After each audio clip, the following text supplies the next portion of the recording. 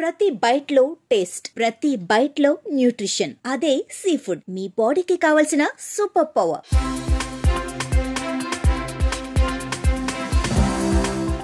FN వీక్లీకి స్వాగతం. ముందుగా ముఖ్యాంశాలు.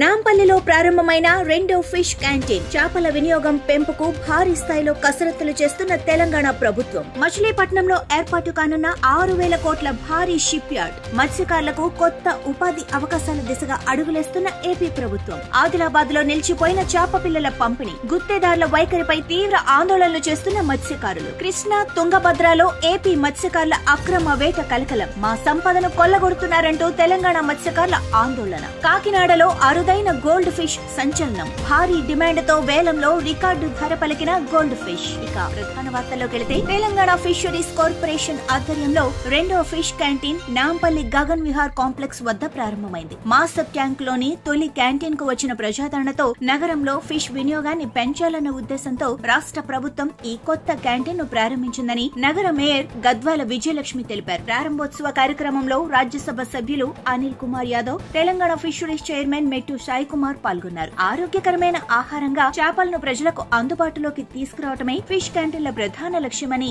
అధికారులు పేర్కొన్నారు. అనిల్ కుమార్ యాదవ్ స్వయంగా ఐటమ్స్ రుచి చూసి ప్రతిరోజు ఇదే క్వాలిటీ ఉంటే ప్రజలు తప్పకుండా ఆదరిస్తారని అన్నారు. యువతకు ఉపాధి అవకాశాలుగా ఇవి మంచి అవుట్లెట్లు అవుతాయని, ఫిష్ క్యాంటీన్ ఏర్పాటు చేయాలనుకునే వారికి మత్స్యశాఖ పూర్తిగా సహకరిస్తుందని చైర్మన్ మెట్టు సాయి కుమార్ హామీ ఇచ్చారు. డాలర్ల పంటగా పేరొందిన రొయ్యల సాగు గత 9 నెలలుగా ఆంధ్ర రైతులకు తీవ్రమైన నష్టాలు. లక్షల్లో పెట్టుబడి పెట్టినా చేతికి రావటం వేలల్లా కూడా లేక రైతులు అప్పుల బారిన పడుతున్నారు. వరుసగా వర్షాలు, పొగమంచు, ఉష్ణోగ్రత మార్పులతో రొయ్యల్లో వైట్ స్పాట్ వేగంగా వ్యాప్తి చెందుతోంది. పైగా నాణ్యత లేని సీడ్ కారణంగా రొయ్యలు తక్కువ కాలంలోనే విరుగుడు పడుతున్నాయని రైతులు చెబుతున్నారు. రైతుల మధ్య సమన్వయం లేకపోవడం కూడా వ్యాధుల వ్యాప్తికి ప్రధాన కారణం. ఒక చెరువులో వైరస్ సోకినా మందుల పిచికారీ చేయకపోవడం, పొరుగు రైతులను అప్రమత్తం చేయకపోవడం వల్ల వ్యాధి ప్రాంతాలంతటా వేగంగా విస్తరిస్తోంది. సీడ్ వేసి నెల రోజుల్లోనే పంట నష్టపోతే ఎకరాకు 1.5 లక్షల వరకు నష్టం వాటిల్లుతోంది. అయితే దీనికి పరిష్కారంగా నాణ్యమైన సీడ్ ను మాత్రమే ఉపయోగించాలి. వైరస్ వచ్చిన చెరువులను పూర్తిగా శుద్ధి చేసిన తర్వాతే తదుపరి పంట వేయాలని నిపుణులు సూచిస్తున్నారు. కృష్ణా జిల్లా మచిలీపట్నం మత్స్యకారుల అభివృద్ధి దిశగా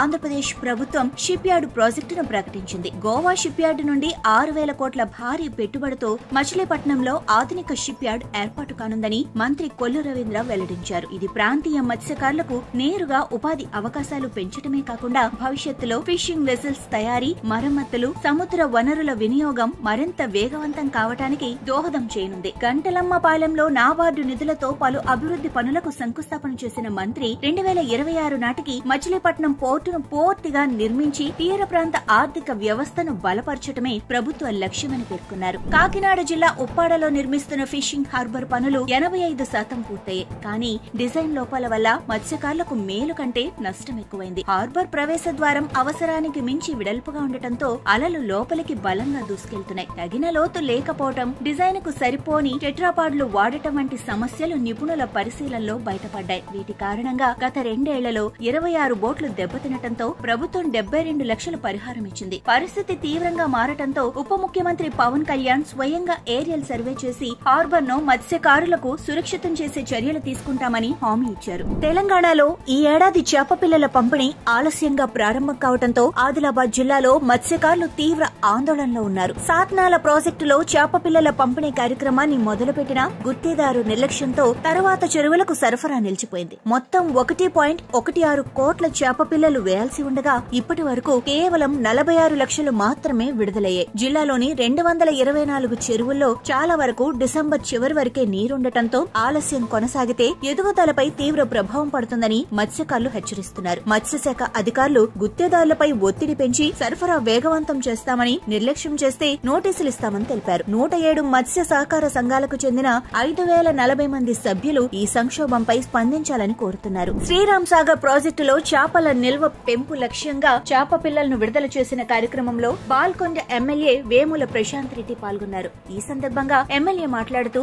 గత 10 ఏళ్లలో కేసీఆర్ ప్రభుత్వం మత్స్యకారుల కోసం చేప పిల్లలు రొయ్య పిల్లలను విస్తృతంగా పంపిణీ చేసి ఆర్థికంగా బలపరిచిందని తెలిపారు. బాల్కొండ నియోజకవర్గానికి 1,74,00,000 చేప పిల్లలు, 86 లక్షల రొయ్య పిల్లలను సుమారు 35 కోట్లతో సరఫరా చేస్తున్నామన్నారు. 72 లక్షలతో 8 మత్స్య సహకార సంఘ భవనాలు, 10 లక్షలతో ఫిష్ మార్కెట్, మత్స్యకార కుటుంబాలకు 77 లక్షల బీమా చెక్కులు అందజేశామన్నారు. అయితే గత 2 ఏళ్లలో మత్స్యకారులకు ఈ ప్రభుత్వం నుంచి ఎటువంటి సహాయం అందలేదని, రొయ్య పిల్లల పంపిణీ కూడా జరగలేదని విమర్శించారు. మెదక్ జిల్లా చేగుంట మండలం వడియారం గ్రామంలో మత్స్యకారులు తీవ్ర భయాందోళనలో ఉన్నారు. పెద్ద చెరువులో 2 భారీ మొసళ్లు కనిపించడం వల్ల నెలలుగా చేపల వేట పూర్తిగా నిలిచిపోయింది. వరదలతో చెరువులోకి వచ్చిన ఈ మొసళ్లు ప్రతిరోజు గట్టు దగ్గర తిరుగుతూ ఉండటంతో మత్స్యకారులు చెరువులోకి దిగటానికి భయపడుతున్నారు. చేపలను తినేసి మత్స్య సంపదను కూడా నాశనం చేస్తున్నాయి. ఉపాధి కోల్పోయిన గ్రామస్తులు ప్రభుత్వం, అటవీ శాఖ వెంటనే జోక్యం చేసుకుని మొసళ్లను బంధించి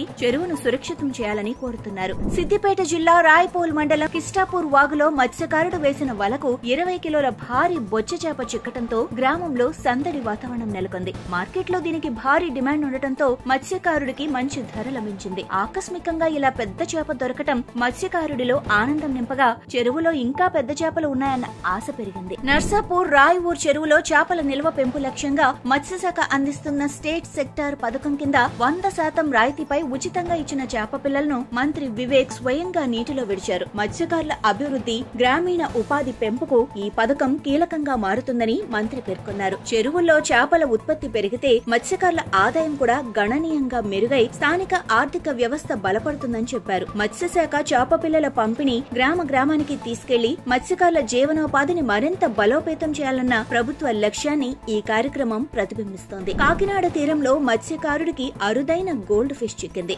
24 కిలోల గోల్డ్ ఫిష్ ను వెంటనే కాకినాడ హార్బర్ కు తీసుకువెళ్లి వేలానికి పెట్టగా కొనుగోలుదారుల మధ్య భారీ పోటీ నెలకొంది. చివరకు ఈ విలువైన గోల్డ్ ఫిష్ సుమారుగా 2 లక్షల ధరను సాధించింది. సాధారణ రోజుల్లో వేలల్లో సంపాదించే మత్స్యకారులు ఈ ఒక్క చేపతో లక్షల్లో ఆదాయం పొందటం ఆనందంగా ఉందని చెబుతున్నారు. ఇటువంటి అరుదైన చేపలు దొరకటం సముద్రపు వరమని, ఇవి మార్కెట్లో ప్రత్యేక డిమాండ్ ఉన్నవని ఫిషరీస్ అధికారులు పేర్కొన్నారు. ఈ సంఘటనతో కాకినాడ హార్బర్ మొత్తం సందడి వాతావరణం నెలకొంది. జయశంకర్ భూపాలపల్లి జిల్లాలో మత్స్యకారులకు చేపల పెంపకానికి ఆధారంగా కావాల్సిన చెరువులు అధికారుల నిర్లక్ష్యంతో కలుషితమవుతున్నాయి. చెరువుల ఒడ్డున ప్లాస్టిక్ వ్యర్థాలు, ఇళ్ల చెత్తను నిర్లక్ష్యంగా పారవేయటంతో నీటి నాణ్యత తీవ్రంగా పడిపోయింది. జిల్లాలో మొత్తం 923 చెరువులు, 80,655 ఎకరాల ఆయకట్టు ఉన్న పర్యవేక్షణ లోపంతో చాలా వరకు అస్తవ్యస్తంగా మారాయి. ఎక్కువ మొత్తంలో విస్తరిస్తున్న గుర్రపు డెక్క కారణంగా చేపల్లో ఎదుగుదల లోపిస్తోంది. చేపలు పెంచడానికి ఇబ్బంది పడుతున్నామని, కలుషితమవుతున్న చెరువులోని చేపలు కొనేందుకు స్థానికులు ఇష్టపడటం లేదని మత్స్యకారులు వాపోతున్నారు. అధికారులు వెంటనే దృష్టి సారించకపోతే